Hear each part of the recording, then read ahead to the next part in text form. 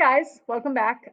This week we have two videos that are focus videos on specific either cells or actions that your body can do. We're continuing with anatomy. And this one that I'm doing for you is going to be a focus on neurons and how neurons are able to send messages around your body with lightning speed, which is really amazing. This week, you guys are going to be doing a project where you choose kind of what you want to focus on. And one of the choices is to make a video like this that's related to either a cell type or a special thing that your body can do, or a specific organ or a specific organ system. And so this video is kind of an example of one of your options for your project, but there are many options. You don't have to choose um, making a video like this one. But this is an important topic to know anyways, and we would have learned it if we were together at school. So I'm going to talk about it anyways. And it is related to nerves or neurons. You can call them either one. So in your OneNote, you'll find this structure of a neuron. And this is a basic diagram of a neuron that could draw you, but they are very complex and they don't always have to look like this, which I'll show you in just a minute as well. But the basic parts are that you'll have a soma, which is a cell body. And then in the soma, you'll see this is a nucleus because this is a eukaryotic cell because it's a human cell. So you will have a nucleus. And then around the cell body, you will sometimes have these finger-like projections like this,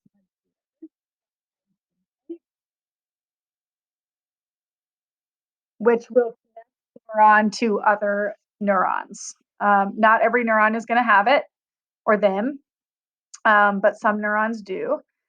And they're basically connectors from one neuron to the other. One interesting thing about that is that after a certain point in your life, you will never get new neurons and new nerves, which is why if you ever have nerve damage, or if you know someone who's had nerve damage, a lot of times that is not something that's reversible. And the reason why is that your body can't regenerate nerves. They don't do mitosis. But what your body can do is create new connections between different nerves using these dendrites. And that's been associated to a lot of learning throughout life, that you're always creating these new neural connections with dendrites. So they actually are really important. As you travel down the nerve, the whole long, skinny part of the neuron is called the axon. And then I'm going to actually move this arrow here because now it's a little bit confusing. But these yellow highlighted sections are called the myelin sheath.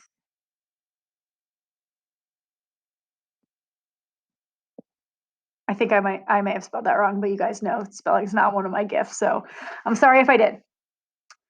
So the axon is the long tube that sends messages throughout the neuron, and we'll talk about how it does that in just a second.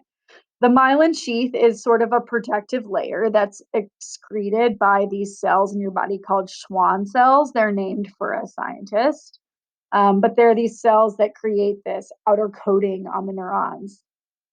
And the degeneration of myelin sheaths on neurons has actually been associated with things like dementia. So it is really important, and it allows your signals to pass at the right rate, which is very fast throughout your body and throughout your nervous system. The myelin sheath doesn't extend the whole way along the neuron, though, and there are gaps. And those gaps have a very fancy scientific name. I'm going to put it up here, which is nodes. This is just one of them, so I'll just make it singular, of Ranvier,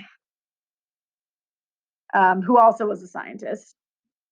But the node is actually where the signal will jump from. So it's called saltatory conduction, which if you take Spanish, saltar is jumping. But it is just moving from gap to gap in the myelin. And that's part of why your signals throughout your body are able to send so quickly, is that they're using that sort of jumping instead of having to pass slowly throughout the whole neuron. And then at the end of the neuron, you have the end of the axon, which is the axon terminal. And here's where you will have neurotransmitters stored. So chemicals that make you feel a certain way, or hormones can be released into the space between two neurons. And that space is called the synapse. So let's say a neurotransmitter like adrenaline was released by this first neuron. The adrenaline will go into the synapse and then it will be absorbed by the second neuron, which then will start sending a message to your muscles or your digestive system or whatever it connects to in response to that adrenaline. So that's what neurotransmitters do. They're actually chemicals that are absorbed by either effectors like your muscles, or they're absorbed by other neurons that then send the message. Okay, so that's the super basic structure of a neuron. This whole thing is the neuron. And again, basic structure. There are many different types. I'm going to show you a diagram in just a second that kind of talks about that.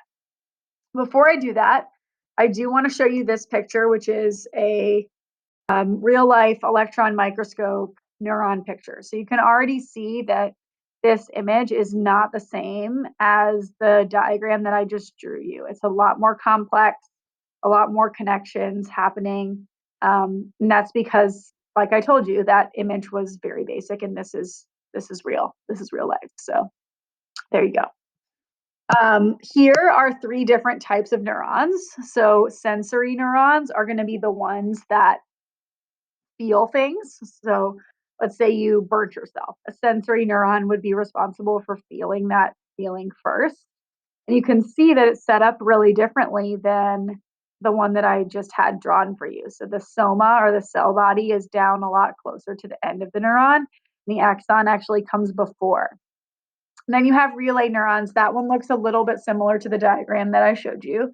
So the relay neuron would receive the message from the sensory neuron and then send the message to a motor neuron, who would be responsible for causing an action. And then the third one here is the motor neuron, which has tons of dendrites so that it can receive messages from relay neurons and sensory neurons, and attaches to an effector, which would be a cell or an organ that will have a response. So again, let's say you got burnt. Your sensory neuron felt that. Your motor neuron caused you to pull your hand away from whatever was burning you. So again, you've experienced this. Like, it happens really, really fast, but it's many cells that are related, are relaying the message that you need to move your hand. So all of these neuron types will be moving together. And there are even more than this, but this is the three most common basic ones. All right, last thing for this video, which is, again, focus on neurons, is about how neurons send messages. So neurons send messages using something called an action potential. I'm going to change my font. Action potential. And this is an amazing process because it literally uses electricity to send messages through your body. I put a graph here. This is the action potential graph. Every biology class, not biology, but any anatomy class, or AP bio, if you ever take that, or psychology, if you're interested in kind of how the brain works and you end up being a psychology major in college, you'll see this graph again, because it's how all the neurons in the body send messages. So the first thing I'll say is that on the y-axis is which is this one, hope you are aware, is the polarity or the charge of the neuron. So this is neuron charge. Normally, when your neurons are resting, they're at a voltage of -70 millivolts. So they're negatively charged normally. What happens when your body feels something, there's a stimulus. A stimulus is something that causes a change in your body. The stimulus has to be pretty strong to actually cause an action potential to happen. So you can see in this graph that there's a few times where there was a stimulus, but it wasn't quite strong enough for the neuron to actually send the message or to have a response. And those will be those failed initiations down here where the neurons started to depolarize or come closer to zero in charge, but it never actually depolarized enough to cause the whole entire action potential. So, if there is a stimulus that's strong enough to cause depolarization, it has to get past this negative 55 millivolts. That's where um, the action potential will happen if it passes negative 55. This is being controlled by ions that are entering and exiting through the plasma membrane of the cell. Because remember, neurons are cells, and they're actually using active transport to make this happen. And I'll show you that in just a minute. But what happens is depolarization happens because of positive ions doing that job. They're moving into the cell, and negative are moving out. So eventually you get to zero and you end up being actually positively charged. Your neuron gets all the way up to 40 millivolts.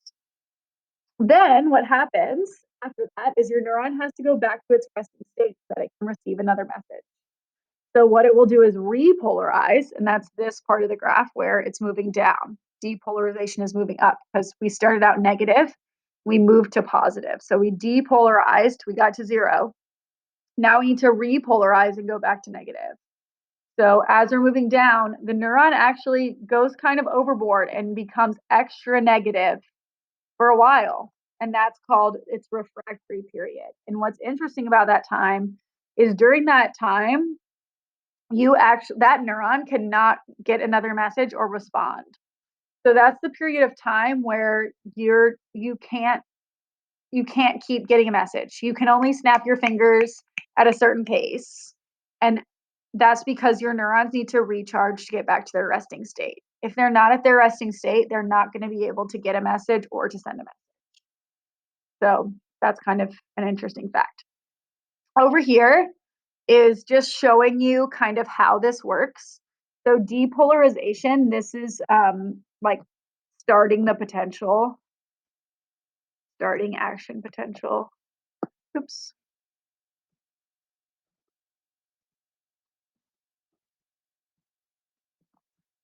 And that will be related to sodium ions, which are positive, and they'll be moving into the cell to cause that depolarization. When it repolarizes, potassium ions, which are also positive, will move out of the cell and cause it to become negative once again. You don't really have to know the whole mechanism of like what's going on, but I just wanted to tell you that it was related to ions moving, and it is a form of active transport. So it uses pumps, protein channel pumps that are in the cell membrane of the neuron to make this happen, but it happens so fast that you don't even have to think about it or register it.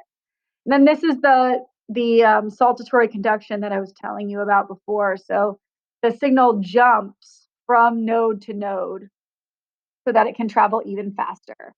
And these Schwann cells are what's building up the myelin around the neuron, around the axon of the neuron, so that the message can travel by jumping instead of by traveling the whole entire way by itself.